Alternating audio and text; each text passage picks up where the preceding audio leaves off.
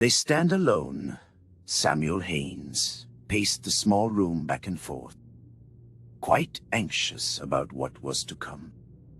They were nice enough to have granted him a few hours to rest and compose himself, he thought. It had been quite an ordeal, and he'd never forget these last 72 hours. What had been a routine mission culminated into first contact with alien life. Double-sided retractable doors opened on the other side of the room. A large purple-hued alien with tentacles instead of legs gently shuffled in his direction. The creature reminded him slightly of aquatic life from back on Earth, like some kind of giant calamari. It was accompanied by another alien, much smaller, and flying alongside. "I trust you rested well enough," it inquired in a monotonous tone. Samuel was glad he could understand it so well, and was rather impressed with the technology that allowed this conversation to occur. It had frightened him quite so when they had first shown him a syringe and motioned they had to give him a shot. After saving him from being stranded in space, however, he had decided to trust them and let them as they would. Miraculously, after the procedure, he could fully understand everything any of the aliens was saying. They'd explained that tiny nanites, programmed to help with communication, were behind this. The alien before him was one he'd seen before, very soon after they'd had saved him and brought him aboard their ship. He felt ashamed about how he reacted, but seeing a dozen different alien species was quite alarming. Seeing his state, they'd left the room he was in and let enter a single other alien, Pacho. "Yes, thank you very much, Diplomat Pacho. Where are we now?" Samuel inquired. "We have docked at the nearest starbase, in the Othella sector. Do not worry, we will return you home after we've resupplied. We do, however, have many questions, if you'd like to grant us permission." He also had many of his own to ask and acquiesced to their requests. The diplomat gestured to him to follow and turned around, leaving the smaller room to join a larger one with a large table. Seated at the table were an array of alien species, all more foreign than the other. Samuel could, however, with some liberties taken, find some resemblance to some creatures from Earth in almost all of them. The crescent table lay before him, a single chair unused, and of seemingly appropriate size for him. 12 alien species were present. 2 chairs, however, were empty. Seated in the middle was the strangest thing Samuel had ever seen. A bright orange square that seemed to be levitating. It addressed him. "Please, make yourself comfortable. Think not of this as a formal event. This is simply to get to know you." Samuel sat down, unsure of how to react with so many eyes on him. As Samuel got comfortable, the orange creature resumed speaking. "Welcome. I am identified as Tokar. Does your species also use personal identifiers?" "We do. My name is Samuel Gaines." "Ah, wonderful. I knew we'd have some things in common. We Turvans aren't very spiritual, but even I find it an amazing coincidence, if not a twist of fate, that our delegation would find you just as we were here, heading to a sun. I am grateful that you did. If not for you, I would have slowly perished out in space." "Our pleasure.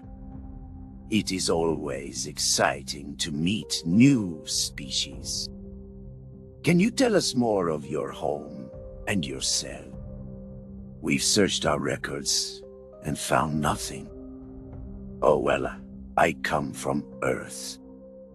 That's how we named our planet.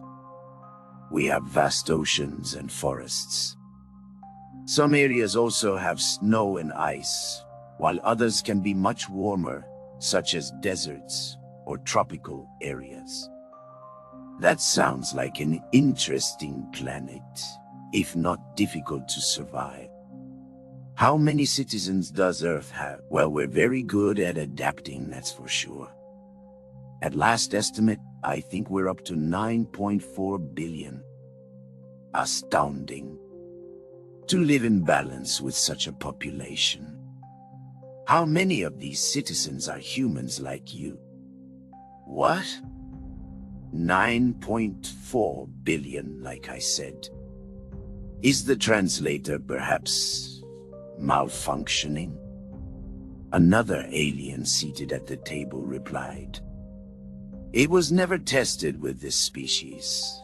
Perhaps it will need some adjustments." I will rephrase then. How many different species are on Earth? Oh, I get what you mean now. We have tons of animals. Our planet isn't barren or anything. There's elephants, lions, birds, fish. Samuel was abruptly interrupted by Toka. Animals? Class 2, sentient life, you mean? We mean at least Class 3 sentient life. The kind that would make up your society. Do you not have any other life forms that make up your population? Around the table, the other aliens became slightly disconcerted, looking at their peers for insight. No. I mean, we have pets, but they merely coexist with us. Shocked alien faces greeted Samuel's reply. The aliens whispered to each other, clearly panicked by his revelation. Tokar paused for a moment before replying. I see. How tragic indeed. Were they all killed in a large war in your past, where you had to fight for domination of your planet? Or perhaps a disease that affected only their biology? Ah, no. We've always been alone. Well, not anymore, which is why this is such huge news that I can't wait to share. All around the table, the alien's expression ranged from disgust to disbelief. Samuel began thinking he was telling them the sky was green. This is unprecedented.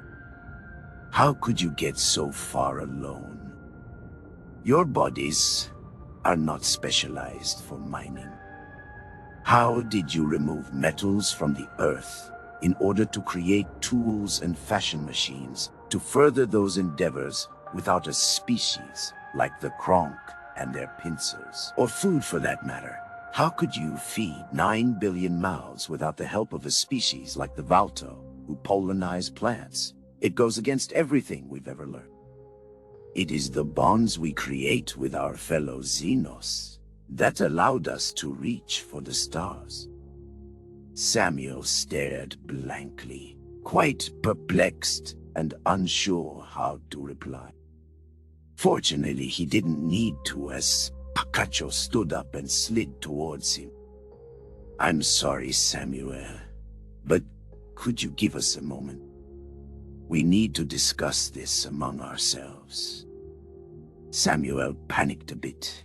He was in beyond his means. Discuss? What's the matter? I thought this was just an informal meeting. I can't properly represent the whole human race. Indeed, it was supposed to be informal. Just getting to know more about you, while we prepare for official first contact, and how to add your planet to the galactic community. But this is never something we'd have anticipated. You see, every species we've ever met had at least two other Class 3 sentient species. They all also lived alongside on their home. It's that teamwork that made possible the foundation of a galactic community. Every species in the universe has had to work with others and sometimes work very hard to reconcile. Sure, there have been conflicts, but it's always been dealt with for the greater good, considering that the alternative, which meant the annihilation of one species, would also mean the other's demise, or at the very least, loss of supremacy. Another alien that had been seated at the table came down to further add on Pacho's words. We're unsure how to think of humans who have never had these experiences. How would they get along with other species? We'll seem so foreign to them, whilst the others have lived alongside other species for ages. Samuel let himself be escorted out of the room, his head sullen, feeling like he disappointed all